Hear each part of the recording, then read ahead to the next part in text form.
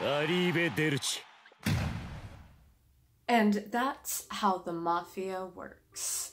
Okay, manga readers kept telling me to prepare for the Arrivederci, and my capo, he delivered this week. But before I dive into all the juicy details for this week, I do have to address something. I admit that I was a bit harsh and unfair on Prosciutto in my last review. To be honest, I was a bit pissed off that he had shot Mista and he insulted my bae. But now that I have had some time to reflect and cool off, I do realize that he was trying to distract Mista and save his brother, and apparently manga readers told me that it was made even more clear in the manga. So these brothers truly care for each other, to the point where it seems borderline incestuous, with a Pesci hand rubbing, and I don't know what is more disturbing, the fact that he's so handsy with his brother or the rubber noises Pesci makes every time he touches him. What is he made out of? And now that Prosciutto has apologized to Bucciarti for calling him a failure of a capo, I forgive him, and honestly, I think I ended up really liking these brothers. I respect Prosciutto's tenacity. Like, the man was mangled up and probably run over by the train, but still, he hung on to that train. And then Pesci just was a dark horse, and he pulled a complete 180, and he wanted to make his big bro proud, and he made me proud too, up until the end. These brothers are my favorite La Squadra members so far because we get to see time with them when they're not just in an adversarial role. However, at the end of the day, if it's a deathmatch and a battle of wits, I have to side with my capo, my boy Bucciarti, and I really felt like this whole train fight was indeed a battle of will and resolve, and at the end of the day, my boy Bucciarti gets the last Arrivederci. He gets the last goodbye and the final say.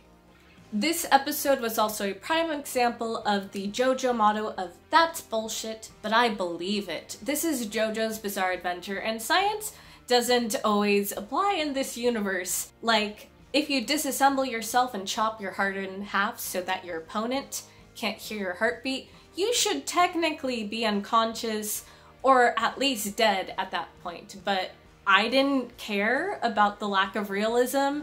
For me, seeing Bucciarti slowly die, that had even a stronger emotional impact on me. And I gotta say that there is a lot of luck involved.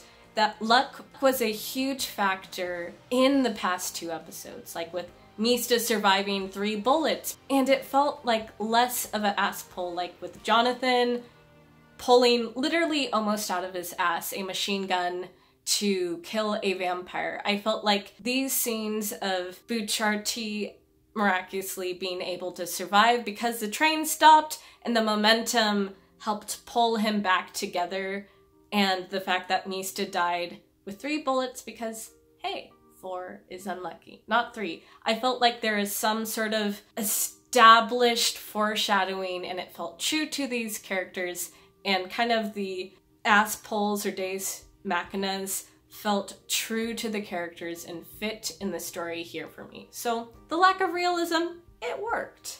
I was also happy to see that by the end of the battle there is some degree of established respect between Prosciutto, Bucciarti, and Pesci, a little bit until he messed up. Then the moment he decided to try and smash the turtle and kill Bucciarti's crew, he's like, ah, you a motherfucker. It's time to go bye-bye.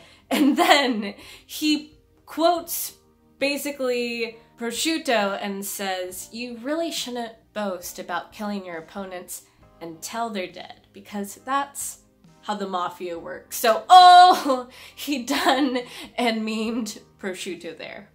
Lastly, I know I complained last week about the lack of colored lighting or dramatic lighting, but oh boy, David Pro delivered for me this week. We got sunset lighting like in Black Sabbath, and I thought it was a beautiful end for these two brothers. But let me know how you felt about this episode down below.